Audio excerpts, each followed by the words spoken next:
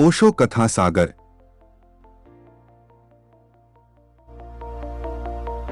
भविष्य और अतीत कल्पित समय हैं। मैंने सुना है एक वृद्ध व्यक्ति हवाई जहाज से न्यूयॉर्क जा रहा था। बीच के एक एयरपोर्ट पर एक युवक भी उसमें सवार हुआ। उस युवक के बैग को देखकर लगता था कि वह शायद किसी इंश्योरेंस कंपनी का एग्जीक्यूटिव था। युवक को उस वृद्ध व्यक्ति के पास की सीट मिली। कुछ देर चुपचाप बैठे रहने के बाद उसने वृद्ध से पूछा, सर, आपकी घड़ी में कितना समय हुआ है?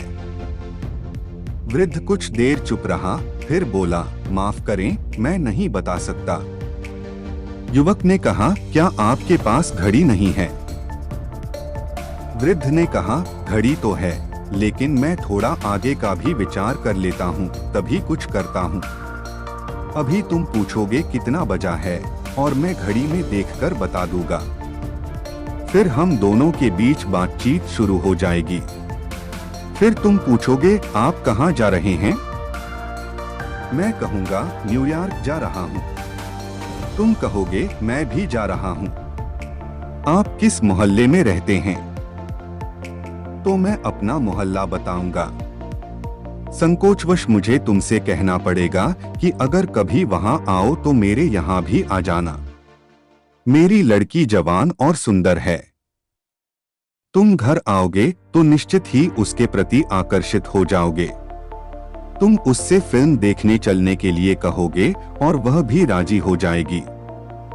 और एक दिन यह मामला इतना परवान चढ़ जाएगा कि मुझे विचार करना पड़ेगा कि मैं अपनी लड़की की शादी एक बीमा एजेंट से करने के लिए हामी भरूं या नहीं, क्योंकि मुझे बीमा एजेंट बिल्कुल भी पसंद नहीं आते।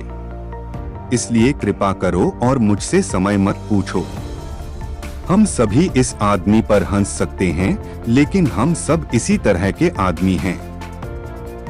हमारा चित्त प्रतिपल वर्तमान से छिटक जाता है और भविष्य में उतर जाता है। और भविष्य के संबंध में आप कुछ भी सोचें, सब कुछ ऐसा ही बचकाना और व्यर्थ है, क्योंकि भविष्य कुछ है ही नहीं। जो कुछ भी आप सोचते हैं वह सब कल्पना मात्र ही है। जो भी आप सोचेंगे वह इतना ही झूठा और व्यर्थ है जैसे इस आदमी का इतनी छोटी सी बात से इतनी लंबी यात्रा पर कूद जाना। इसका चित्त हम सबका चित्त है। हम वर्तमान पर अपनी पूरी पकड़ से टिकते नहीं हैं और भविष्य या अतीत में कूद जाते हैं। जो क्षण हमारे सामने मौजूद है उसमें हम मौजूद नहीं हो पाते, लेकिन इसी क्षण की सत्ता है, वही वास्तविक है। अतीत और भविष्य दोनों मनुष्य की ईजाद हैं। जगत की सत्ता में उनका कोई भी स्थान नहीं, उनका कोई भी अस्तित्व नहीं। भविष्य और अतीत कल्पित समय हैं, स्यूडो टाइम हैं, वास्तविक समय नहीं। वास्तविक समय तो केवल वर्तमान का क्षण है। वर्तमान के इस क्षण में जो जीता है वह सत्य तक पहुंच सकता है, क्योंकि वर्तमान का क्षण ही द्वार है।